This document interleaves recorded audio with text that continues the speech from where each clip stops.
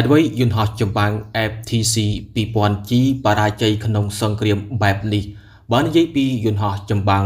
មួយនេះច្បាស់ណាស់លោកអ្នកពិតជាស្គាល់វាហើយពីព្រោះនៅប៉ុន្មានឆ្នាំមុនមានព័ត៌មានបែកធ្លាយថាកម្ពុជាបានបញ្ជាទិញនិងឃើញពលរដ្ឋខ្មែរយើងបានវឹកហាត់ហោះហើរនៅយន្តហោះចម្បាំងមួយនេះផងដែរ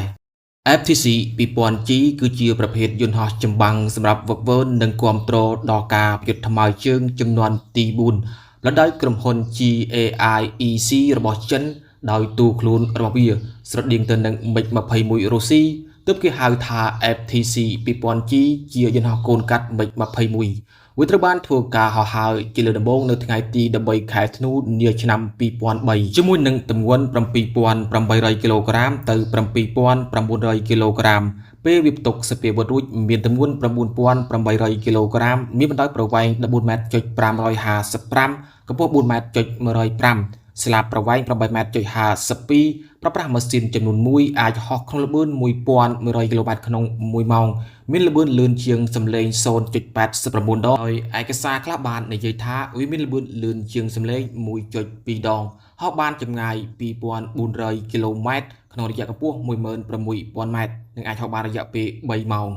ចំពោះការបំពាក់សពាវុធរបស់វាមានដូចជាកាំភ្លើងយន្ត 23 មីលីម៉ែត្រមួយដើមនិងបំពង់សម្រាប់បាញ់គ្រាប់រ៉ុកកែតអមសងខាងស្លាបចំនួន5ដើមមីស៊ីលសម្រាប់ប្រយុទ្ធគ្នាលើអាកាសមានដូចជា PL-8 បាញ់បានចម្ងាយ 20 គីឡូម៉ែត្រមានល្បឿនលឿនជាងសំឡេង 3.5 ដងមីស៊ីល PL-9 បាញ់បានចម្ងាយ 22 គីឡូម៉ែត្រនិងមីស៊ីរយៈចម្ងាយឆ្ងាយ PL-12 បាញ់បានចម្ងាយ 100 គីឡូម៉ែត្រមានល្បឿនលឿនជាងសំឡេង 4 ដងនិងមីស៊ីលសម្រាប់ប្រឆាំងរ៉ាដា C102 រួមជាមួយនឹងគ្រាប់បែកទម្លាក់ពីអាកាសមកដី JL9 បំពាក់រ៉ាដាប្រភេទ Plus Doppler Radar សម្រាប់ចាប់យកគោលដៅដែលអាចចាប់យកគោលដៅបាន10គោលដៅនិងអាចបើកការវាយប្រហារទៅកាន់សត្រូវ8គោលដៅផ្សេងគ្នាក្នុងពេលតែមួយវាមានប្រព័ន្ធសម្រាប់មើលនៅពេលយប់ប្រព័ន្ធគ្រប់គ្រងនៃការបាញ់គ្រាប់មីស៊ីលនិងទម្លាក់គ្រាប់បែកប្រព័ន្ធសម្រាប់ប្រឆាំងនឹងសង្គ្រាមអេឡិចត្រូនិកជាដើម FTC 2000G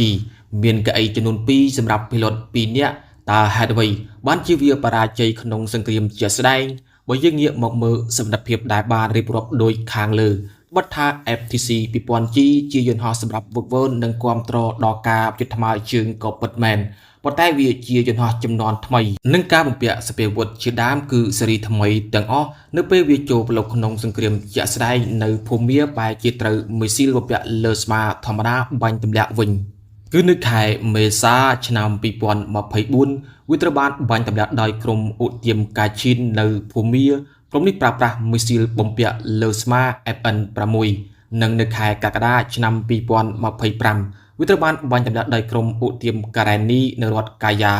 យើងមានហេតុផលមួយចំនួនដែលវាបង្ហាញសមត្ថភាពមិនបានល្អនោះមានដូចជាប្រព័ន្ធរ៉ាដាវិញនៅប្រើប្រាស់ស៊េរីចាស់នៅឡើយដែលវាមិនមានសមត្ថភាពល្អដូចរ៉ាដាចំនួនថ្មី AESA រ៉ាដានោះឡើយ